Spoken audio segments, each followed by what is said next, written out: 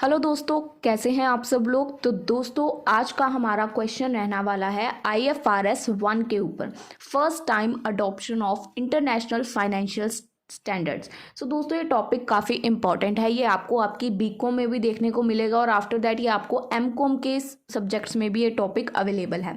MCom में ये आपको मॉडर्न अकाउंटिंग में देखने को मिलेगा और बीकॉम 6 सेम में आई थिंक IFRS आपका एक सब्जेक्ट है, issues in financial reporting.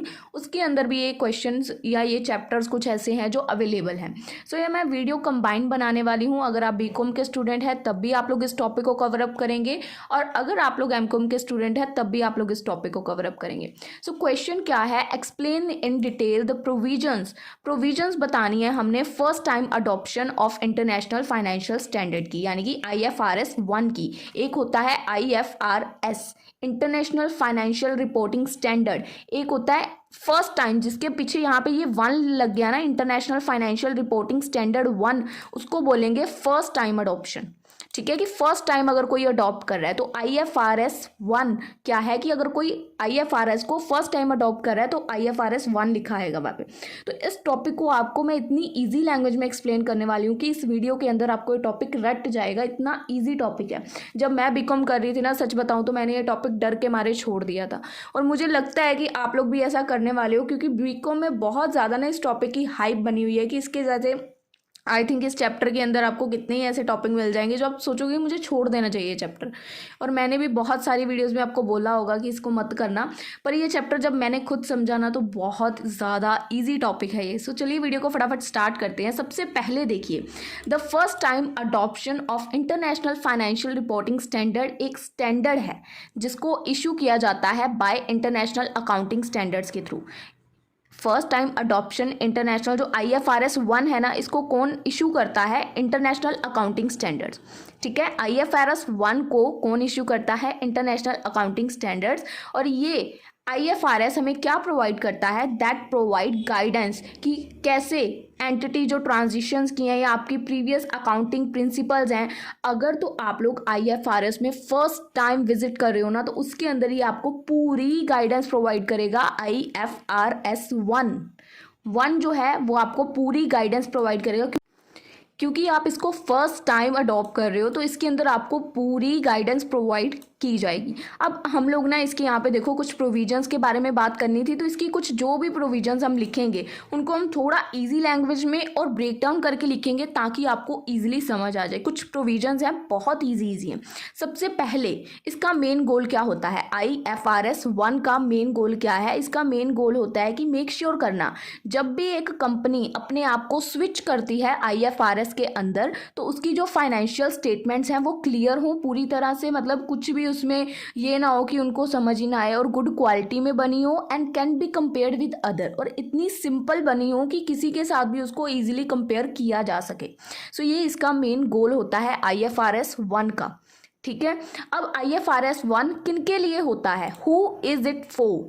IFRS 1 उन कंपनीज के लिए होता है जो that are using IFRS for the first time, जो IFRS में फर्स्ट टाइम अपने आप को एंटर कर रहे हैं या रजिस्टर कर रहे हैं या उसमें अपने आप को स्विच कर रहे हैं। तो IFRS 1 उन कंपनीज के लिए होता है जो फर्स्ट टाइम इस प्रोसेस को देख रहे हैं, कर रहे हैं। ठीक है, अपनी कंपनी में। सेकेंड प्रोविजन आई होप आपको क्लियर है। फर्स्ट उनका मेन गोल क्या है कि कंपनी के फाइनेंशियल स्टेटमेंट अच्छी क्वालिटी में हो, क्लियर हो, इजीली कंपेयर्ड हो। सेकंड किन के लिए होता है? जो फर्स्ट टाइम उसका यूज़ कर रहे हैं। थर्ड क्या है? Looking back in IFRS। जब हम लोग अपनी कंपनी को IFRS में स्विच करते हैं तो हमें ना बहुत सारी चीज़ें होती हैं जो अपनी प्रीवियस ईयर्स की जाके मतलब पिक करनी पड़ती हैं, तो देखनी पड़ती हैं।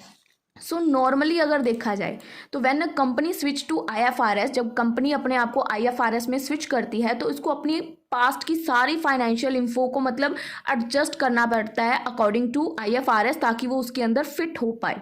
सो इसको बोलते हैं रेट्रोस्पेक्टिव एप्लीकेशन। तो ये एक पॉइंट है, अगर आप लोग अपनी बुक्स में देखोगे तो आपको ये पॉइंट भी देखने को शायद मिल जाए, रेट्रोस्पेक्टिव एप्लीकेशन। तो इस प्रोसेस को बोलते हैं, पर ये पहले होता था, बट जब हम लोग IFRS 1 में इसको देखेंगे तो IFRS 1 हमें इसके लिए बहुत सारे शॉर्टकट्स देता है, ताकि कंपनी, क्योंकि अब पहली बार उसमें अपने आप को कन्वर्ट कर रही है तो उसको शॉर्टकट्स मिल जाते हैं, तो कंपनी ईजिली उसको अडेप्ट कर पाएगी IFRS को। और क्योंकि अब वो फर्स्ट टाइम उसको कंपनी उसमें स्विच कर रही है तो उसको इस चीज़ का बेनिफिट मिलता है और उसको कुछ शॉर्टकट्स बताए जाते हैं जिससे कंपनी इस प्रोसेस को ईजिली कर सकती है। कंपनी ने इस प्रोसेस को बहुत ज़्यादा ईजी कर दिया, ठीक है। थर्ड इनका प्रोविजन क्या है कि लुकिंग बैक वाला प्रोसेस जो है उसको उन्होंने ईजी कर दिया है, ठीक है। फोर्थ क्या है, अब जो इस लुकिंग बैक वाले प्रोसेस को ईजी किया है उसके लिए कुछ शॉर्टकट्स दिए हैं। ये फोर्थ प्रोविजन है, शॉर्टकट्स, यानी कि एग्जम्पशंस दिए हैं। For some things the company does not have to go all the way back. कुछ चीज़ों के लिए कंपनी को पूरी तरह बैक जाके उसको चेकआउट करने की ज़रूरत ही नहीं है। For example, it can be ignore some past differences in the value of money from other countries. हम लोग इस चीज़ को इग्नोर कर सकते हैं, जो भी डिफरेंसेस हैं वैल्यू ऑफ मनी में फ्रॉम द अदर कंट्रीज से उसको इग्नोर किया जा सकता है। उसके अलावा हम लोग इसकी फेयर वैल्यूज़ का यूज़ कर सकते हैं। It can use the fair value of the things, जैसे कि building, asset, as they were bought on the first day of using IFRS। जैसे आपने IFRS का यूज़ करना शुरू किया और उसी फर्स्ट डे में आप लोगों ने कुछ एसेट्स वगैरह को बाय किया, तो उसकी फेयर वैल्यू के ऊपर ही हम लोग उसको यहाँ पे ट्रीट कर सकते हैं। आपको उसकी बैक जाके पिछली वैल्यूज़ को कंसिडर करने की ज़रूरत नहीं है। तो यहाँ पे कुछ आपको कह सकते हैं कि शॉर्टकट्स या एग्जम्पशंस दी गई हैं। It might not have to follow all the rules about giving share to employees if those shares were giving before using IFRS। तो यहाँ पे ये भी बताया गया, ये भी एक एग्जम्पशन दी गई है कि यहाँ अगर आपने IFRS को मतलब अपने यूज़ करने से पहले किसी अपने शेयर होल्डर को कुछ शेयर्स वगैरह दिए हैं या एम्प्लॉयज़ को दिए हैं, तो उसके लिए भी आपको यहाँ पे कुछ रूल्स को फॉलो करने की ज़रूरत नहीं है। It might not have to follow all the rules about giving share to employees. अगर आपने वो शेयर्स IFRS को यूज़ करने से पहले दिए भी हैं तो उसके लिए भी आपको यहाँ पे एग्जम्पशन दी जा रही है। तो ये कुछ एग्जम्पशंस दी गई हैं या कह सकते हैं शॉर्टकट दिए गए हैं। यहाँ पे शॉर्टकट आपको बताए थे ताकि आप लोग IFRS 1 को ईजिली अपने अडेप्ट कर पाओ, ईजिली उसके अंदर अपने आप को स्विच कर पाओ, ठीक है। इसके बाद नेक्स्ट प्रोविजन क्या है, buying and merging. If the company bought और मर्ज, अब अगर तो हमने कोई नई कंपनी खरीदी या कंपनी को किसी दूसरी कंपनी के साथ मर्ज किया, merge with the other companies before using IFRS को यूज़ करने से पहले, so there are special rules to make it simpler. तो यहाँ पे कुछ स्पेशल रूल्स भी दिए जाते हैं कि आप लोग इसको सिंपली मतलब अपने उसके अंदर अप्लाई कर सकते हो। Simpler to include those in the new financial statements, कि आप लोग न्यू फाइनेंशियल स्टेटमेंट्स के इसको कैसे अप्लाई कर सकते हो। अगर कंपनी ने खुद को एक कोई नई कंपनी हमने जैसे खरीदी है या किसी दूसरी कंपनी के साथ हमने कुछ मर्ज किया है, यानी कि दो कंपनीज कंबाइन की है, मर्जर किया, तो उस केस के अंदर भी यहाँ पे हमें कुछ स्पेशल रूल्स प्रोवाइड किए जाते हैं ताकि IFRS 1 को अडॉप्ट करना इजी हो जाए। जिन्होंने पहली बार अडॉप्ट करना है उनके लिए कुछ यहाँ पे प्रोविजंस दी गई हैं फॉर फर्स्ट टाइम अडॉप्शन, ठीक है। नेक्स्ट प्रोविजन क्या है कि इसके अंदर एस्टिमेट्स बता देते हैं। जब हम लोग IFRS में स्विच करते हैं, when switching to IFRS the company can use estimate it had at that time. तो कंपनी वहाँ पे कुछ एस्टिमेट्स का यूज़ करती है जो उसके पास उस समय पे होते हैं, instead of trying to guess things looking back. और इसके अलावा कि ये पिछली चीज़ों को देख के गेस करना कि ये हो सकता है, एस्टिमेट्स के बेस पे यहाँ पे चलते हैं। जब हम लोग स्विच करते हैं IFRS में, एस्टिमेट लगाना है कि ये हो सकता है, इस दैट प्रेजेंट टाइम हमारे पास क्या अवेलेबल है। अगर हम लोग अपना बैकिंग फॉरवर्ड जाके पीछे देखेंगे कि क्या पोजीशन थी, तो वहाँ पे हम लोग गेस करेंगे, तो वो सिचुएशन नहीं करनी है, ठीक है। Instead of trying to guess things looking back हम लोग सीधा उसका एस्टिमेट करेंगे।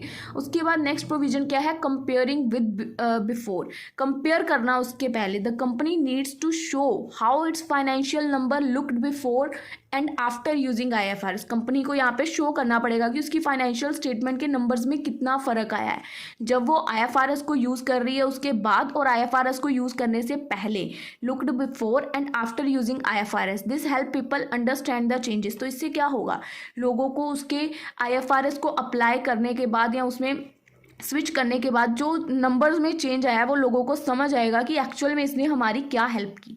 तो this helps people understand the changes. तो आपको यहाँ पे कंपैरिजन करके भी शो करना है कि आपकी बिफोर आईएफआरएस को अप्लाई करने के क्या सिचुएशन, क्या नंबर्स थे कंपनी के, और आफ्टर अप्लाई करने के बाद क्या नंबर्स है।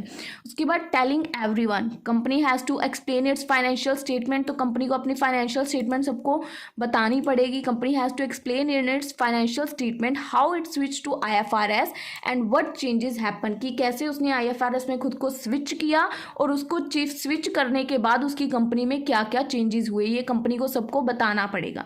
ठीक है, उसके बाद कंपनी को बताना पड़ेगा कि ये कब स्टार्ट हुआ। Companies has to start using IFRS 1 for their financial statement. तो कंपनीज इसको कब स्टार्ट कर सकती हैं, यानी कि कब अपनी कंपनी को इसके अंदर स्विच कर सकती हैं, व्हेन डज इट स्टार्ट, कब कर सकती हैं। सो कंपनीज इसको 1 जनवरी 2004 से स्टार्ट कर सकती हैं, जब उनकी फाइनेंशियल स्टेटमेंट्स होती हैं तो तब कंपनीज इसको स्टार्ट कर सकती हैं। Companies has to start using IFRS 1 for their financial statements from 1 January. ठीक है, तो आप लोग ये इस डे से स्टार्ट हो गया था कि लोगों इसको अप्लाई करना शुरू कर दिया था। अब तो ये हर ईयर कोई भी अपनी कंपनी में इम्प्लीमेंट कर सकता है। तो सिंपल टर्म्स में देखिए, IFRS 1 एक गाइड की तरह है। IFRS 1 is like a guide for companies. जो भी IFRS में पहली बार विजिट कर रहे हैं या पहली बार उसको ट्राई कर रहे हैं, तो उनके लिए IFRS 1 एक गाइड की तरह काम करता है। It let them use shortcuts, ये उनको शॉर्टकट्स यूज़ करने के लिए बताता है सम थिंग्स के लिए, और एक्सप्लेन करता है, explain how to tell everyone about the changes, और उनको एक्सप्लेन करता है कि कैसे लोगों को चेंजेस के बारे में बताना है। Main idea is to make the transition The main idea is to make the transition to IFRS smoother and make sure everyone can understand the financial information। इनका मेन आइडिया यहाँ पे क्या है कि जो IFRS है उसको स्मूथ बनाना, कि हर कोई उसको ईजिली अडेप्ट कर पाए, हर कोई इसमें ईजिली स्विच कर पाए, और मेक श्योर करना कि उसके थ्रू जो भी फाइनेंशियल इंफॉर्मेशन लोग प्रोवाइड कर रहे हैं उसको ईजिली कोई भी समझ पाए। ये नहीं है कि कोई कंपनी ने IFRS को यूज़ किया और उसने इतनी टफ स्टेटमेंट प्रेजेंट कर दी कि लोगों को उसके नंबर्स ही नहीं समझ आ रहे। सो ऐसा भी नहीं होना चाहिए। सो ईजी बनाना है, एवरीथिंग ईजी प्रेजेंट करनी कि लोगों को देखते ही समझ आ जाए। So that's all about today's video. हमने इस वीडियो में क्या देखा, IFRS 1 के प्रोविजंस को देखा इस वीडियो के अंदर, जो कि आप लोगों को एग्जाम्स में देखने को मिलेंगे, आपके क्वेश्चन पेपर्स में अवेलेबल होगा। तो क्वेश्चन इंपॉर्टेंट है, इसी वजह से इस पर वीडियो बनाई जा रही है। सो आई होप आपको टॉपिक अच्छे से क्लियर है। अगर आपको कुछ भी डाउट है तो आप लोग कमेंट सेक्शन में बता सकते हैं। मिलेंगे आप लोगों से हम लोग अपनी अगली वीडियो में, तब तक के लिए गुड बाय।